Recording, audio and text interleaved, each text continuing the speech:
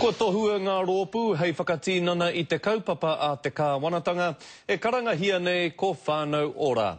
Ko te mahi tuatahi a ngā rōpū katoa, he whakapakari ake I a rātou anō me te whakarite huarahi hei whai atu mā rātou a te tau e tū mai nei. Kei a Roihana Nuri ngā whakamārama. Ko Koiora Waikato Tainui te tihi o te hunga whiwhi kirimana I raro I a whānau ora.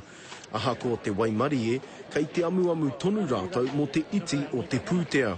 Koe rā te mate o te kāwanatanga he homai ko ngā konga noiho. Hei whakaaraki te kaupapa nuiroa.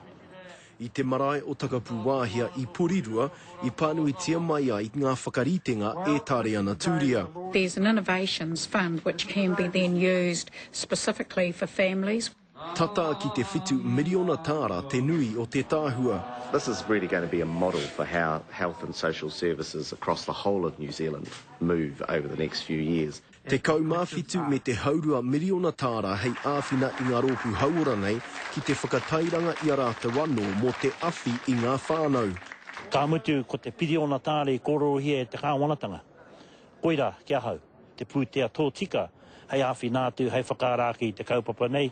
Ko te pātai a te rōpū reipa.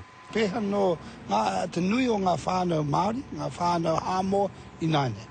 E ai ki te minita ka taka atu ngā painga o tēnei kaupapa ki ngā whānau pōhara I tēnei rātonu. We're already beginning to see other political parties being critical of what it is or how we're attempting to do this. E riri e te atu kei te Pāti Māori I te tautoko mo te GST, mo te 90-day bill. Hea ke te rā mahi I te mahi atu ki te nui o ngā whānau Māori. Hei te whiringa ārangi katia I te wahanga tuarua ki ērā kāore I Waimarie I te rangi nei.